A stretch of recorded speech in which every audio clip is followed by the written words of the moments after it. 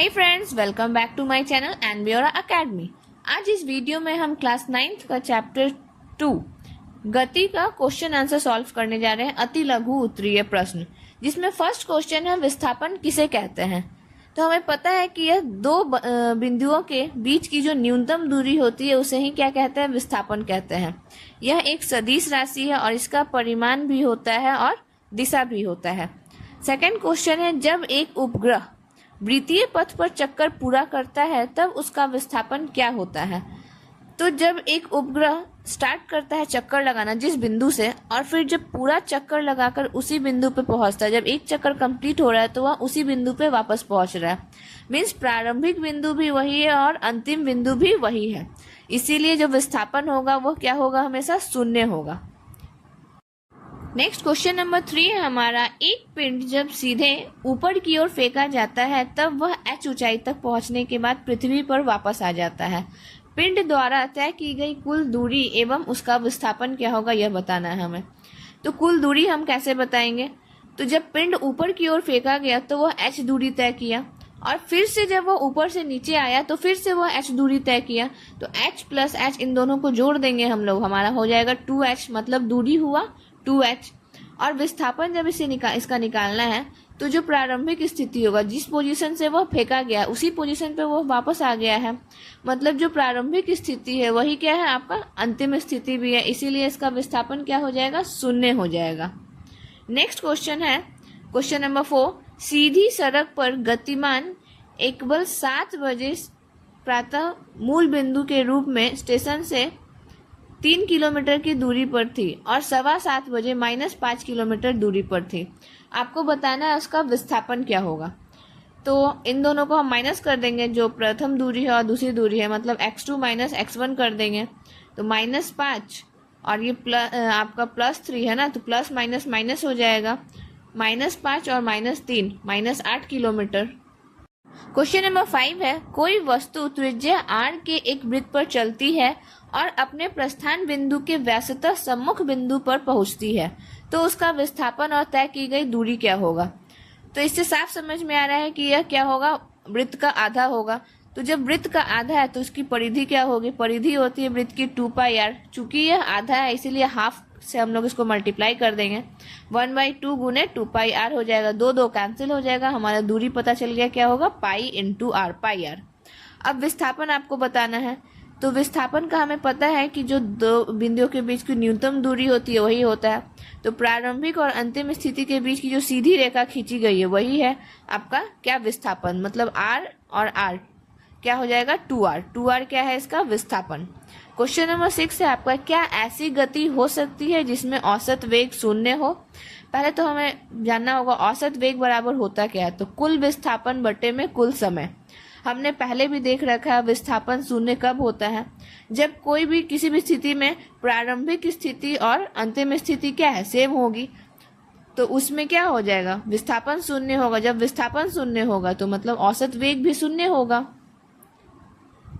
Question number 7 है, एक पिंड एक समान वेग से गतिशील है, इसका त्वरण क्या होगा। एक समान वेग से गतिशील पिंड का त्वरण हमेशा शून्य होता है। नेक्स्ट क्वेश्चन नंबर 8, एक साइकिल सवार का वेग समय ग्राफ समय अक्ष के समांतर एक सरल रेखा द्वारा निरूपित हुआ है। इस गति में सवार का त्वरण क्या होगा। तो इस गति में जो सवार है उसका त्वरण शून्य होगा। क्यों, क्योंकि त्वरण बराबर क्या होता है, वेग में परिवर्तन बटे में समय। तो जब वेग ही आपका शून्य है और शून्य बटे में कुछ भी रहेगा तो हमेशा आंसर क्या आएगा, शून्य आएगा। क्वेश्चन नंबर 9, एक पिंड के वेग समय ग्राफ से उसके द्वारा तय की गई कुल दूरी से आप क्या ज्ञात करेंगे। तो ये जो उसके नीचे ग्राफ के नीचे बना है वह क्षेत्रफलों का योग है, मतलब परिमाणों का योग होता है। क्वेश्चन नंबर 10, एक गाड़ी का ओडोमीटर क्या मापता है। तो ओडोमीटर जो है ना वो गाड़ी कुल कितना दूरी तय किया है वही मापता है। क्वेश्चन नंबर 11, एक वस्तु द्वारा कुछ दूरी तय की गई, क्या इसका विस्थापन शून्य हो सकता है। तो हाँ, बिल्कुल हो सकता है। कब होगा, तो जब वह अपने प्रारंभिक बिंदु पे वापस आ जाएगा तो उसका विस्थापन शून्य हो जाएगा। क्वेश्चन नंबर 12, किस अवस्था में किसी वस्तु के औसत वेग का परिमाण उसकी औसत चाल के बराबर होगा। तो यह तभी होगा जब वस्तु सीधी रेखा में एक ही दिशा में चलती रहेगी, तभी उसका जो औसत वेग का परिमाण है वह, उसकी चाल जो है वह भी उसके बराबर होती है। किसी वस्तु की गति के विषय में आप क्या कह सकते हैं, जिसका चाल समय ग्राफ समय अक्ष के समांतर एक सरल रेखा है? तो यह हम ये कह सकते हैं, जब वस्तु समान चाल से गति कर रही है तो त्वरण क्या होगा, शून्य होगा। और जो सेकंड क्वेश्चन, नेक्स्ट क्वेश्चन है, किसी वस्तु की गति के विषय में आप क्या कह सकते हैं, जिसका दूरी समय ग्राफ समय अक्ष के समांतर एक सरल रेखा है? तो अगर वस्तु स्थिर अवस्था में है तो चाल क्या होगा, शून्य होगा। इसका ग्राफ में बना हुआ है, इसको देख लीजिएगा। क्वेश्चन नंबर 15, किसी वस्तु के एक समान एवं असमान गति के लिए समय दूरी ग्राफ की प्रकृति क्या होती है? तो एक समान गति के लिए प्रकृति होगी कि वस्तु समान समय में समान दूरी तय करेगी, और असमान गति में होगा कि जो वस्तु है वो समान समय में असमान दूरी तय करेगी। और यहाँ पे ग्राफ मैंने बना दिया है, उसे देख लीजिएगा। क्वेश्चन नंबर 16 है, चित्र में चाल समय ग्राफ की 4 स्थितियां दिखाई गई है। किस स्थिति में चाल नियत है, चाल घट रही है तथा चाल बढ़ रही है, और चौथी स्थिति में क्या हो रहा है? तो जो चाल स्थिति है मतलब नियत है वह है जो सीधा लाइन दिया है ना, थर्ड इक्वेशन उसमें है। नेक्स्ट, चाल घट रही है जो नीचे की तरफ जा रहा है वह है फर्स्ट स्थिति जो है, और चाल बढ़ रहा है जो सीधा जा रहा है रेखा, वह सेकंड जो है वो है। और चौथी स्थिति में क्या होगी, तो ये कुछ समय तक नियत रहेगी, फिर अंत में क्या होगा, यह घटते जाएगा।